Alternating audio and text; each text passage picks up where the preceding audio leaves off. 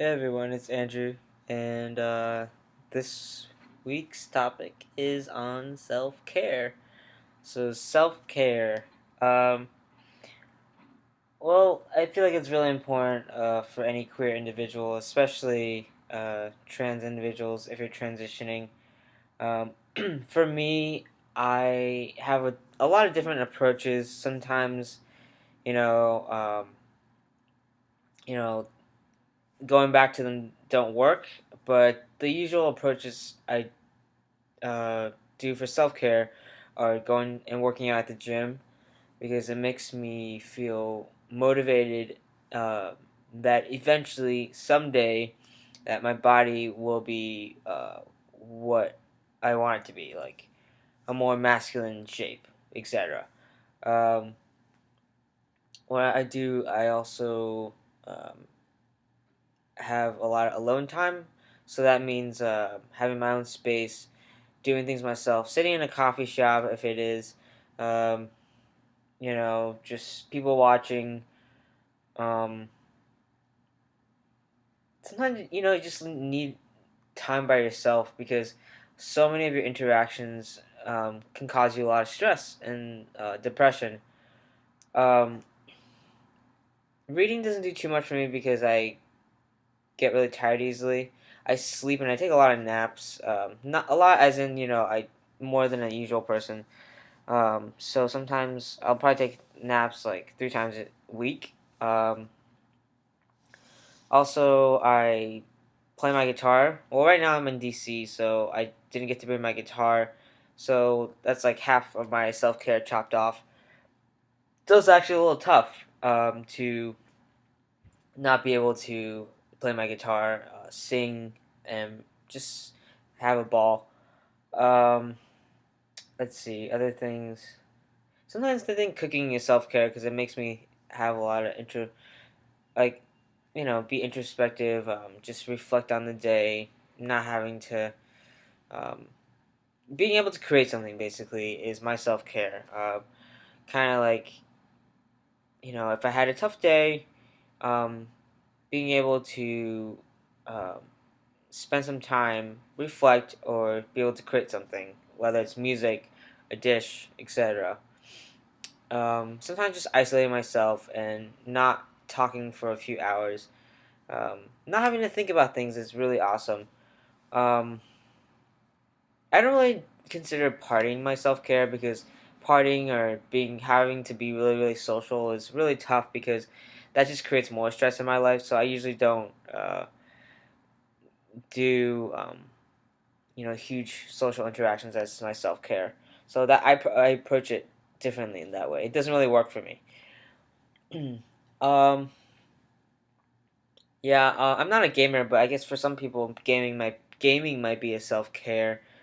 Um, yeah, I mean, I sometimes I watch like funny shows like Portlandia for self care.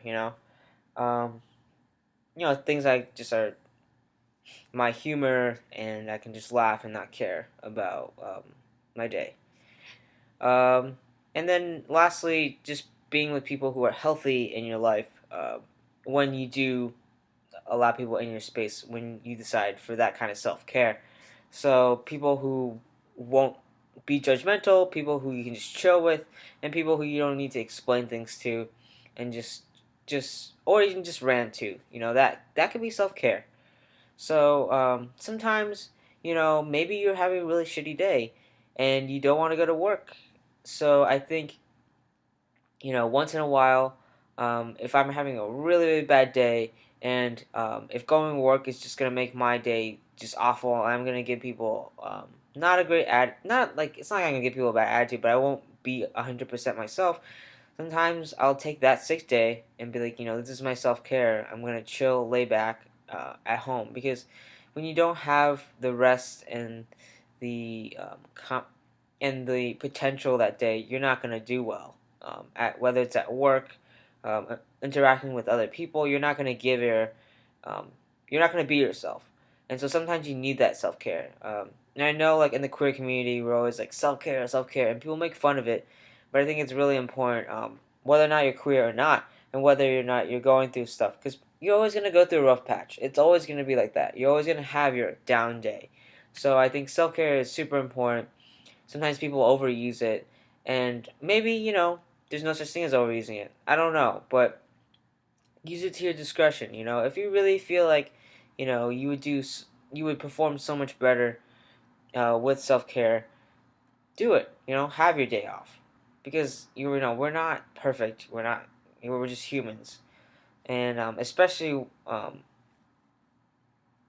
like even in the API culture, you know, we don't really emphasize self care. We're always emphasize, in our culture, it's always emphasis on like perfection.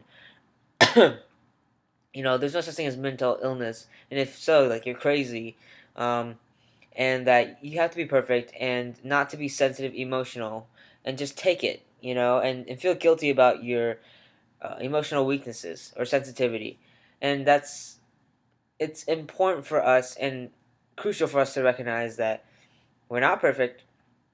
We need that self care, regardless or not of what our parents or family may say about uh, whether or not we're allowed to take a break, or whether or not we're allowed to mess up, or just lie in bed all day. You need that, and so in our culture, at least in my culture, it's always been emphasized like you need to do better, you know, whatever. Just get over it. When really, like, sometimes you need that time to relax and and like think things through and take a break. And so I think it's really important, especially APIs, because that's something that we weren't raised to take care of ourselves, and oftentimes we're always taking care of others. And sometimes we need to think about ourselves, and it's okay. It's okay to be selfish to the point where it's gonna benefit you and not harm others. So we need to live, and self care super important. So that's it, and I see you in 2 weeks.